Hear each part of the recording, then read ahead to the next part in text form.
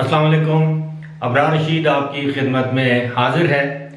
और अगर आप पहली मरतबा मेरा चैनल देख रहे हैं, मेरी वीडियो देख रहे हैं, तो मेरी आपसे रिक्वेस्ट है कि आप इसे सब्सक्राइब कर लें और जो बेल आइकन है उसको ज़रूर प्रेस करें। बहुत बहुत शुक्रिया। काफ़ी दिनों से, बल्कि तकरीबन 1 साल हो चुका है, मेरी जो वीडियोस हैं उनका जो मेन फोकस होता है वो यूएई या वहाँ पर रहने वाले जो हमारे पाकिस्तानी या जिन्हें हम पाकिस्तानी डायस्पोरा कहते हैं वो हैं, बल्कि आप ये कह लें कि गल्फ़ रीजन में रहने वाले पाकिस्तानी। और गुज़श्ता 2-3 रोज़ से मुझे अमेरिका से कुछ दोस्तों के मैसेजेस आए हैं। दोस्तों से मुराद ये है कि जो लोग शायद बाकायदगी से मेरी वीडियोस देखते हैं, उनके मैसेजेस आए हैं और मैसेजेस तकरीबन एक जैसे हैं। और इन लोगों की कुछ थोड़ी बहुत डिसअपॉइंटमेंट है, कुछ फ्रस्ट्रेशन है। फ्रस्ट्रेशन का लफ्ज़ शायद थोड़ा सा हार्ड हो, लेकिन पहले तो मैं उनके नाम ले लेता हूँ। एक हैं डॉक्टर इनाम गनी, जो कि न्यू जर्सी से हैं, और जर्सी सिटी न्यू जर्सी से। और दूसरे हैं अहमद सलीम साहब, जो कि वैन नाइज कैलिफोर्निया से हैं। और तीसरे हैं जिनका मुझे मैसेज मिला है वो हैं अब्दुल्ला भट्ट साहब, जो कि डैलस टेक्सास से इनका ताल्लुक है। अब ये तीनों के तीनों जो साहिबान जिनका मैंने आपके सामने नाम लिया है, अगर वो मुझे देख रहे हैं, सुन रहे हैं, तो सबसे पहले तो थैंक यू वेरी मच कि जी आप लोगों ने मेरी एफर्ट को वो ना सिर्फ रिकग्नाइज़ किया है बल्कि अप्रिशिएट किया है कि जो मैं यूएई में या गल्फ़ रीजन में रहने वाले जो हमारे पाकिस्तानी हैं उनकी मुश्किलात के हवाले से जो मैं वक्तन फ़वक्तन जो मैं अपनी गुजारिशात या अपने तहफ़्फ़ुज़ात जो है वो आपकी खिदमत में पेश करता हूँ, तो I am really grateful to you sir.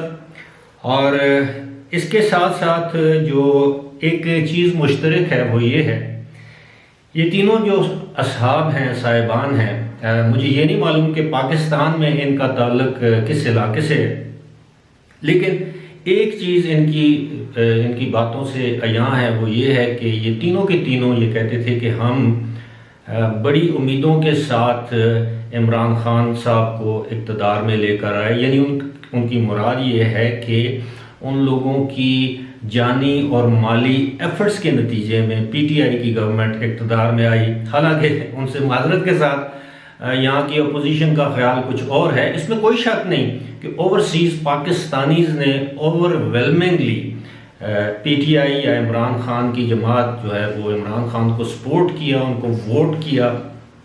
और इसी वजह से कि शायद एक थर्ड ऑप्शन के तौर पर यानी 2 सियासी जमातों को आजमाया जा चुका है और Imran Khan was probably the only ray of hope for them. और उसके बाद ये कहते हैं कि जी हम लोगों ने बहुत ज़्यादा मेहनत की, वहाँ पर उन्होंने लोकल जो कन्वेंशंस हैं, जो वहाँ पे छोटे मोटी जो गैदरिंग्स हैं, फंड रेजर्स किए, जो भी था।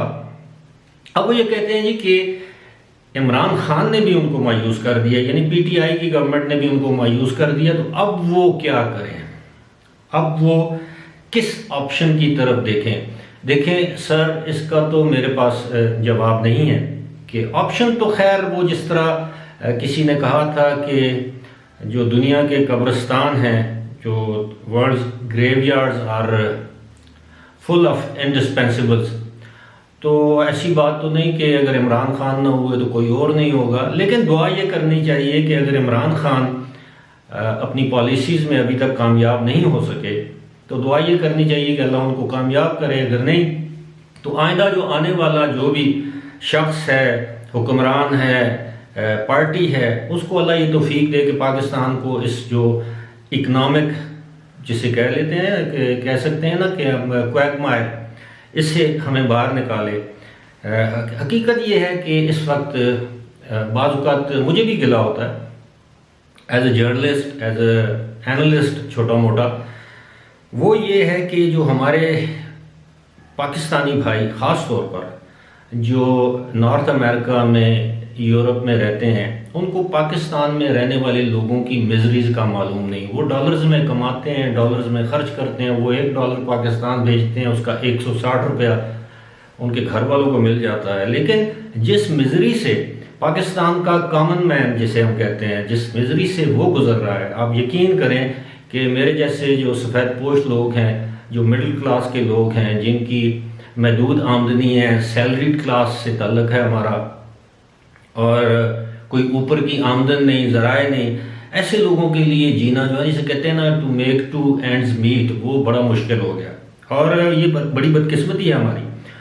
मैं तो मायूस तो नहीं हूँ, लेकिन जिस तरह आप डिसअपॉइंटेड हैं, इसी तरह मैं भी डिसअपॉइंटेड हूँ। बड़ी उम्मीदें थी लोगों की इमरान खान से, उनकी टीम से, लेकिन बदकिस्मती है इमरान खान के इर्द गिर्द भी वही लोग हैं जो माजी की हुकूमतों में हम देखते रहे हैं। अपने अपने चेहरे, रंग, भेस बदल कर आ जाते हैं, अपना वक्त पूरा करते हैं, उसके बाद बैग उठाते हैं, अपने अपने मुल्क, अपने अपने ठिकानों पर रवाना हो जाते हैं, जिसको आप कहते हैं फेयर वेदर फ्रेंड्स।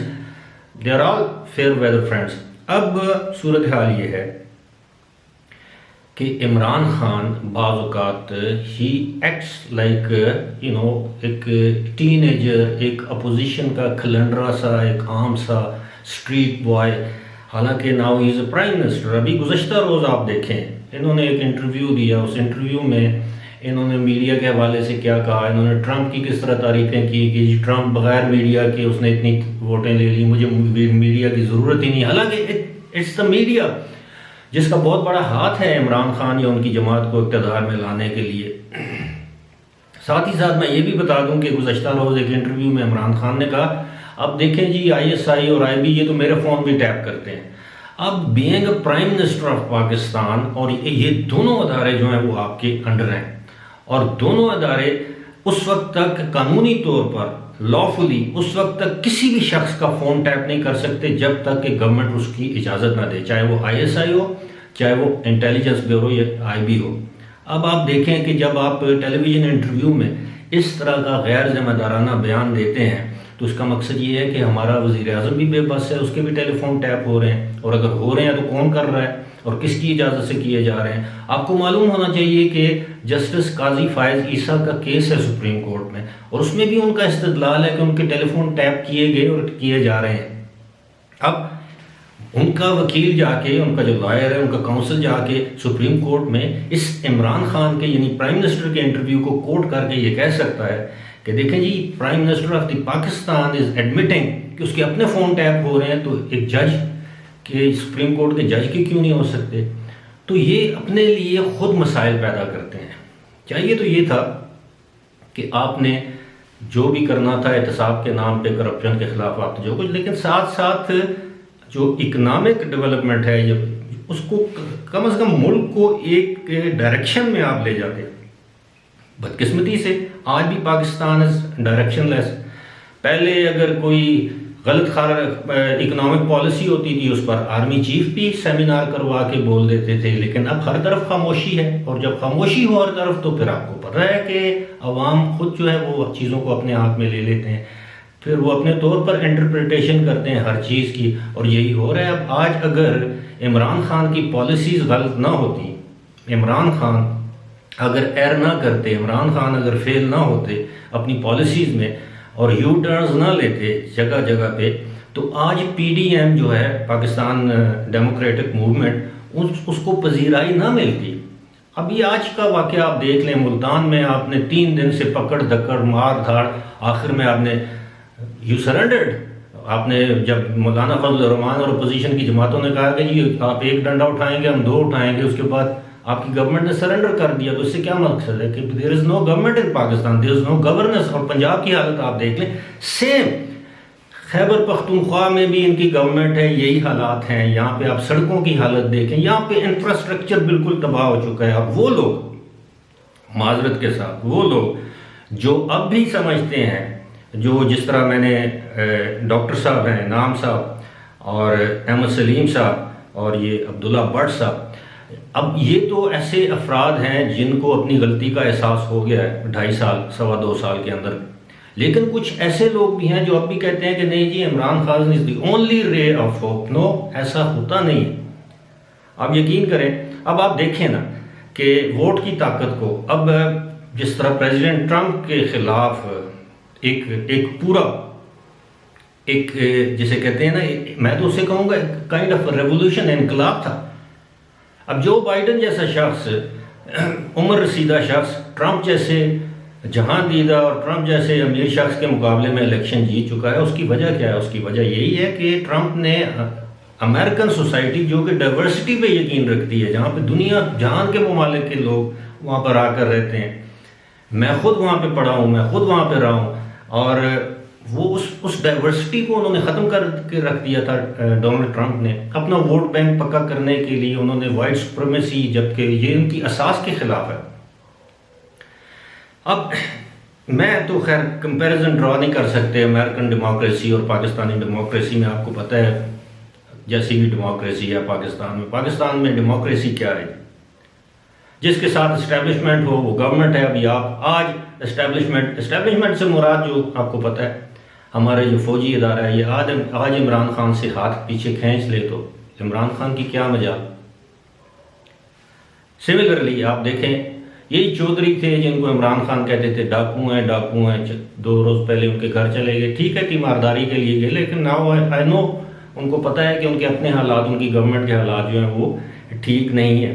तो पाकिस्तान में इस तरह की पॉलिटिक्स हैं, बदकिस्मती है हमारी, लेकिन इसको चेंज कौन करेगा? बाहर से तो किसी ने नहीं आना, वोट की ताकत से। लेकिन हमारे यहाँ वोट की ताकत पे यकीन कौन रखता है? अभी देख लें कि यही इमरान खान आज पाकिस्तान में, आप यकीन करें, आप लोग जो बाहर बैठे हुए हैं, क्यों आप देखते हैं कि every known anchor person of every known television channel of Pakistan is having his own YouTube channel? वजह पैसे कमाने के लिए नहीं, इसलिए वो बात जो वो अपने टेलीविजन टॉक शोज में चैनल्स पे नहीं कर सकते, वो बात वो अब सोशल मीडिया पे कर रहे हैं, यूट्यूब पे कर रहे हैं, फेसबुक पे कर रहे हैं, इंस्टाग्राम पे कर रहे हैं, ट्विटर पे कर रहे हैं। इसलिए कि पाकिस्तान में इस वक्त प्रेस इज इन चेंज। अब क्यों कि किसी भी हुक्मरान को तनकीद वारा नहीं खाती, पसंद नहीं आती।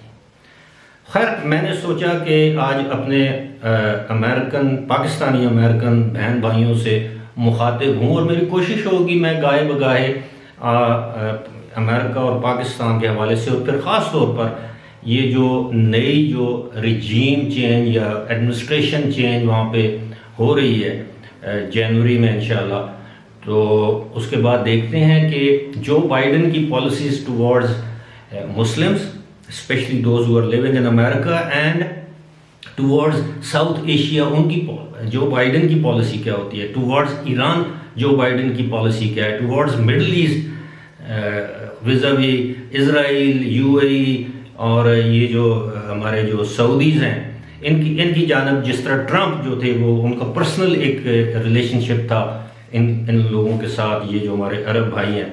लेकिन अब सूरत हाल क्या होगी? अफगानिस्तान के हवाले से जो बाइडन की पॉलिसी क्या होगी, कश्मीर के हवाले से जो बाइडन तो डिक्लेयर्ड उनके बारे में उन्होंने एक से ज़्यादा मरतबा ये डिक्लेयर कर रखा है कि जी जो इंडियन हेल्ड कश्मीर में जो ह्यूमन राइट्स वायलेशंस हो रही हैं उसके सख्त खिलाफ हैं और उसकी मजम्मत करते हैं। अब देखते हैं जब वो इक़्तिदार में आ जाएंगे, जब वो प्रेसिडेंट बन जाएंगे, उसके बाद उनकी पॉलिसीज़ टुवर्ड्स दिस रीजन क्या होती हैं, और वहाँ की पॉलिसीज़, वहाँ के प्रेसिडेंट, वहाँ के एडमिनिस्ट्रेशन की पॉलिसीज़ डायरेक्टली इफेक्ट करती हैं on this region, on this part of the world. आप मुझसे बेहतर समझते हैं। वहाँ पर बैठ के बहुत से लोग, हम लोग जो है वो मेन स्ट्रीम चैनल्स देखते हैं and then we form our opinion. हालांकि ऐसा नहीं है। अनफॉर्चुनेटली आज का पाकिस्तान का conventional and mainstream media जो है वो ओपिनियन फॉर्म नहीं कर रहा, वो वही बात कह रहे हैं जो उससे कहलवाई जा रही है, एस्टेब्लिशमेंट की जानब से, गवर्नमेंट की जानब से या किसी और जानब से। They do not have their independent point of view, they do not have, आप जैसे कहते हैं ना कि एडिटोरियल पॉलिसी, सिवाय एक इदारे के, that is Dawn. Dawn is the only media house आप कह लें जिसकी किसी हद तक इंडिपेंडेंट पॉलिसी है, बल्कि बहुत हद तक। बाकी आप देख लें, अब जंग जियो ग्रुप ने जब इमरान खान पर तनकीद शुरू की तो आप देख लें मीर शकील और रहमान को पता नहीं 8 महीने 8.5 महीने एक ऐसे केस में, डूबियस केस में, फ्रिवलेस केस में उनको अंदर रखा गया, उनकी जमानत जाके सुप्रीम कोर्ट में हुई। अब इससे एक इंतकाम की बू आती है। एवरीबडी नोज कि जी इमरान खान एंड मीर शकील उरमान, और जिसे कहते हैं नो लव लास्ट वाली बात है उनकी। लेकिन ये सारी चीज़ें डिपिक्ट करती हैं कि पाकिस्तान में मीडिया भी आज़ाद नहीं है अनफॉर्चुनेटली। जिस तरह आप लोगों ने अपने मैसेजेस में मुझे बताया है कि यू आर डिसअपॉइंटेड, लेकिन अब आप क्या करें, आपने तो अपने तौर पे अपनी अच्छी नीयत से एक ऐसे शख्स के लिए काम किया, एक ऐसी जमात के लिए काम किया जिसके बारे में आप समझते थे कि शायद वो मुस्तकबिल में जाके अच्छे काम करेगी, लेकिन अनफॉर्चुनेटली ऐसा नहीं है। इंशाल्लाह आपसे अब गपशप होती रहेगी। I mean my North American friends, those who are in America and in Canada, इंशाल्लाह मेरी आपसे तकरीबन रोज़ाना की बुनियाद पर आपसे एक नशिस्त ज़रूर होगी। फ़िलहाल मुझे दीजिए इजाज़त। खुदा हाफ़िज़।